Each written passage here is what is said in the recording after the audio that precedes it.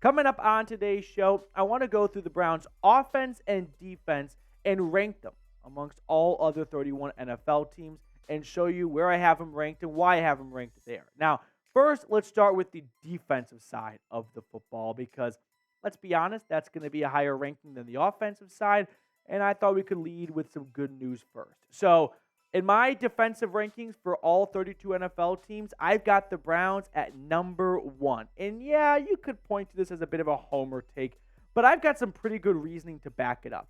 I got the Jets, the Chiefs, the Ravens, and the 49ers following suit. And then I've got the Texans all the way at number 6. They added a really good edge rusher, Danielle Hunter, and D'Amico Ryans has another year coaching up that side of the football. I've got the Steelers at 7, then the Lions, then the Raiders, and then the Cowboys. But I've got the Browns at number 1. They led the NFL in yards allowed last year in a good way, 270.2, the best since the 2014 Legion of Boom Seattle Seahawks, who only beat them by 3 yards. They also, very impressively, finished 4th in takeaways and 6th in sacks, despite playing the fewest snaps of any defense in football. I really want that one to sink in. That would be like leading baseball or being top 5 in baseball in home runs, and you're not even in the usual starting lineup. Like, the opportunities the Browns had to force takeaways and record sacks were the fewest of any team, and they still finished top 6 in both categories. Extremely impressive given how few opportunities they had because all they were doing were forcing 3 and outs. And they also, by the way, are returning 9 starters. Now, here's why I love this Browns defense for 2024 and why I have it as the number 1 defense going into the season. They've got Pro Bowl talent at all 3 levels. Defensive line, linebackers, and into the secondary. Myles Garrett, of course, we know, is a Pro Bowl All-Pro player. Za'Darius Smith has Pro Bowl potential to him. I think JOK is a Pro Bowler on the rise. Denzel Ward is a Pro Bowl cornerback. I think Grant Delpit, up to his injury last year, was playing at a Pro Bowl level. Now, JOK is the only one here that I think has to really prove himself as a Pro Bowler. The other ones have either gotten to that stage or they're a little bit closer, a.k.a. Delpit maybe a bit closer than JOK. But JOK last year, over 100 tackles, 20 tackles for loss, 3.5 sacks, 1 forced fumble, 2 interceptions. The guy was making plays all over the field, and most importantly, he was able to stay healthy. The Browns linebacker core is the only question mark on this defense, and if JOK plays at this level or better, it's not going to be a concern for this defense. Next reason I like this defense a lot is they battled through major injuries last year, and they still came out as the number 1 defense in yards allowed. And they're only going to get healthy. Like, look at last year's defense and the injuries these guys sustained and the games they missed. Myles Garrett did not miss any games due to injury. He did miss Week 18, but that wasn't because of injury. But he did, miss, he wasn't at 100% because of that shoulder injury he suffered in the Broncos game. But owusu-koramoah missed the last 4 games of the season. And I'm including the playoffs in this as well. Maurice Hurst missed the last 5 games. Your starting middle linebacker, Anthony Walker, missed the last 6 games. Your best cornerback, Denzel Ward, missed 4 games. Your 2 starting safeties missed a combined 11 games. And then your backup safety for your 2 starting safeties missed 7 games. So you're down your top 3 safeties, your number 3 pass rusher, one of your rotational defensive linemen, your starting middle linebacker, and then your number 1 corner missed a quarter of the season as well. And on top of that, Myles Garrett, who refused to miss any time, was still playing at a dominant level up until his shoulder injury, where even afterwards, he was very impactful, but just not maybe the most productive player in the box score when it came to sacks and tackles for loss. But you look at what he did weeks 1 through 11 up until his injury, 13 sacks.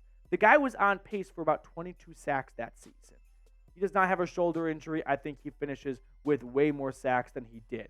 Now, speaking of Myles Garrett, he's also the reigning defensive player of the year. Like, you have the best defensive player in the game on your team right now. That alone should get you near the top 5 of NFL defensive rankings. And for all the other reasons I'm about to list and I've already listed, they're number one in my eyes. But Myles Garrett comes off a 14-sack season, 4 forced fumbles. He basically showed you in that Colts game he's not even from this planet.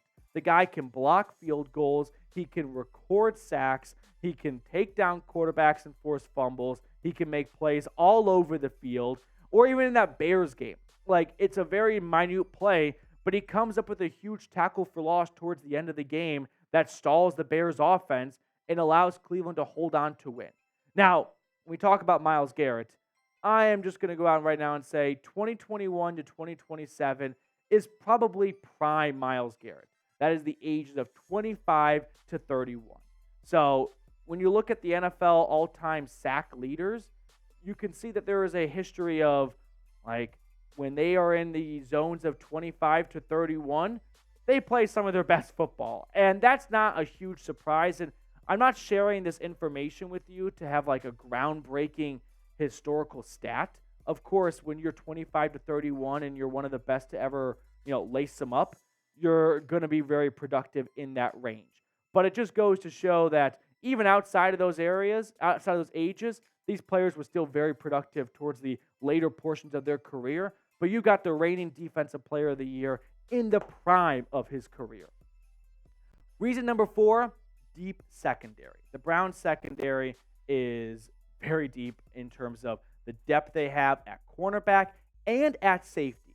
Like, when you look at the Browns cornerback and safeties, Denzel Ward, Greg Newsome, Martin Emerson, I think they form a top 5 cornerback tandem.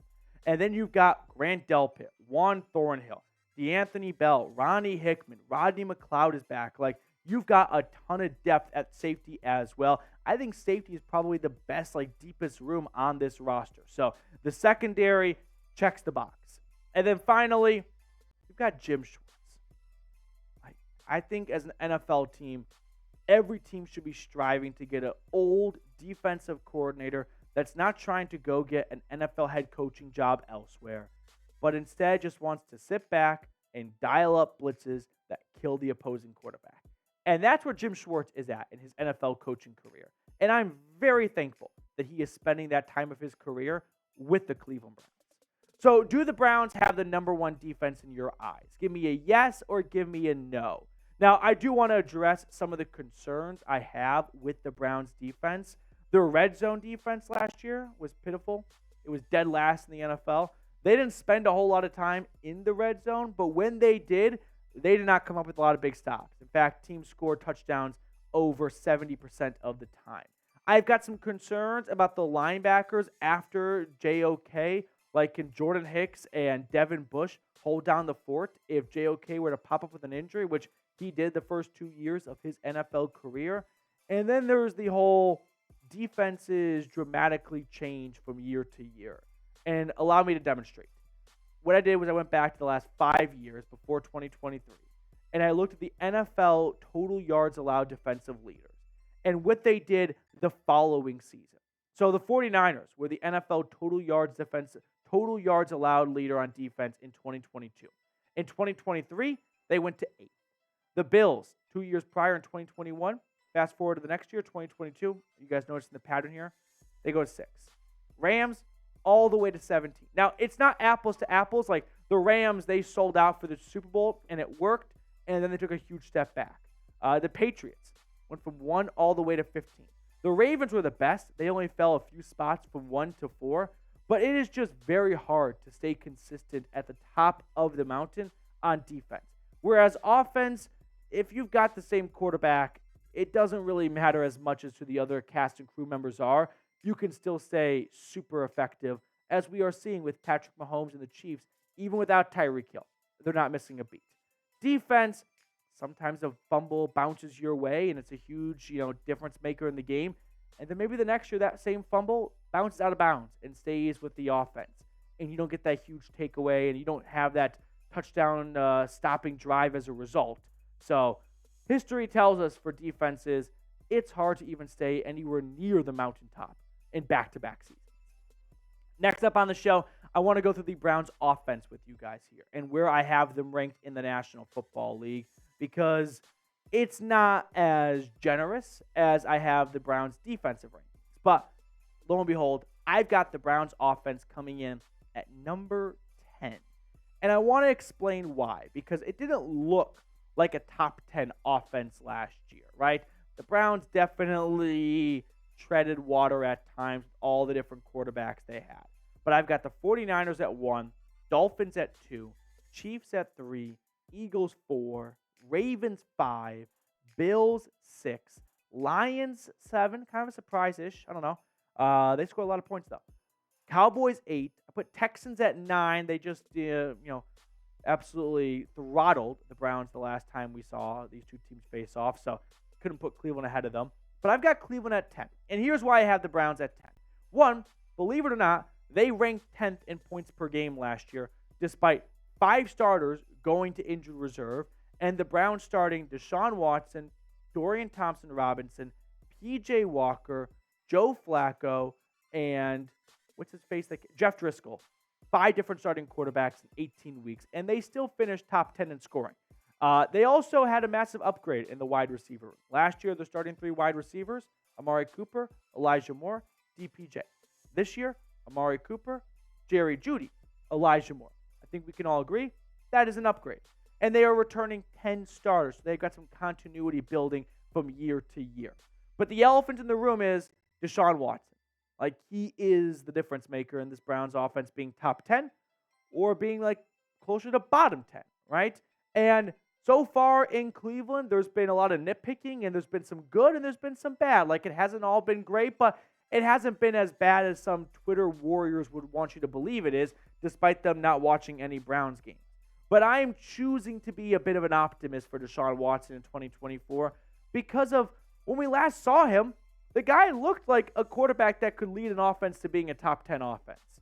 432 passing yards between the Cardinals and the Ravens game, a perfect second half against Baltimore, 3 touchdowns, 1 interception. So yeah, sue me for believing that the guy that we last saw will come back from his injury and pick up where he left off, as he looked like a man that shook all the rust off for missing all the time between his suspension and taking a year off with the Houston Texans. So let me toss this your way. Hypothetical stats for 2024. If Deshaun Watson were to complete 65% of his passes, throw for 3,700 yards, 25 touchdowns, and 10 interceptions, would you sign up for this? Like, would you agree if you were told, hey, in or out on these being Deshaun Watson's stats for 2024?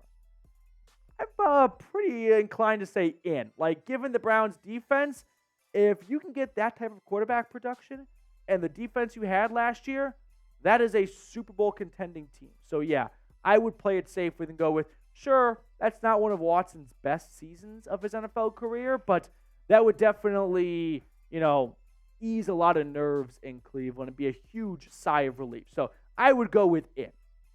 Now, the X factor for the Browns is Nick Chubb's return. If Nick Chubb comes back and is on an absolute warpath and a revenge tour for Batman, then the Browns are going to be playing with house money, because you can get Deshaun Watson back to being one of the better passers and quarterbacks in football. You've got a really good receiving core with Amari Cooper, Elijah Moore, and Jerry Jeudy. And to toss it all in, Nicholas Jamal Chubb running back to being a guy that averages 5 yards a carry. I mean, look at his last 4 seasons, and he was playing at a very high level, and albeit a very small sample size, a game and a half against the Bengals and the Steelers, but still averaging over 6 yards a carry. He looked like a man that was going to have the best year of his NFL career and lead the NFL in rushing, and still a very small 28 sample size carries. But the AFC North, the Bengals, the Steelers, and the Ravens, they should absolutely be praying that Nick Chubb does not return to a level where he looks like a comeback player of the year. Because if so, it's game over for them. Toss in Deshaun Watson bounce back, just improvement. Nick Chubb, really a big bounce back year.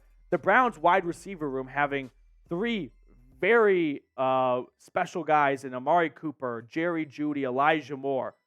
And we haven't even gotten to the offensive line yet. Yeah, that's why I think this Browns offense could be top 10 for all the reasons we just went over. I've got high expectations for Jerry Jeudy. I think he's going to be a lot more of a factor in this Browns offense than he was in the Broncos offense, because I think partially Denver did not utilize him correctly. He was never a good fit for Russell Wilson. Russell Wilson loved to hold on to the football and chuck it deep, which he did with Doug Baldwin, and then to Tyler Lockett, and then to Courtland Sutton. But that was never Jerry Jeudy's forte. Jerry Jeudy likes to get the ball in his hands as soon as he can and does damage with the ball in his hands yards after the catch with his elite speed. And that wasn't something that Russell Wilson ever leaned into for a strength of his. It is up to the Browns to lean into that strength and not make the same mistake that the Broncos did. But hopefully that is why Cleveland pursued Jerry Jeudy for so long, because they looked at him as a guy that was not being used correctly, trying to shove a circle into a triangle. And in the Browns offense, they need a triangle, and that's Jerry Jeudy. And I think he's going to have a really strong year.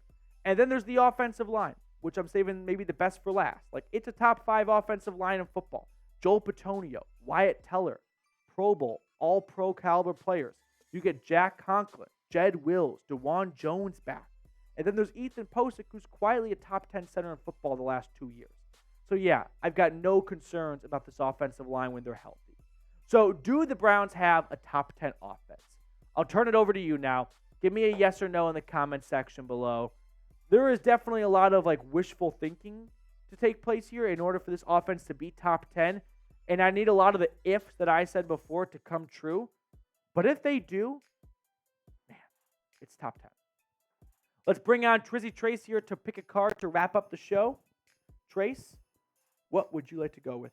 Give me the 7 of hearts. 7 of hearts? I'm going to go with the 6 of clubs. I like it. 6 of diamonds. Oh. 6 of diamonds. Oh, it stinks. Ty Man the Buckeye got it right. 6 of diamonds. All right, that will do it for us on today's show. Hit me up on Twitter, by the way, at Matthew Petey, if you want more Browns content on your stream and in your life.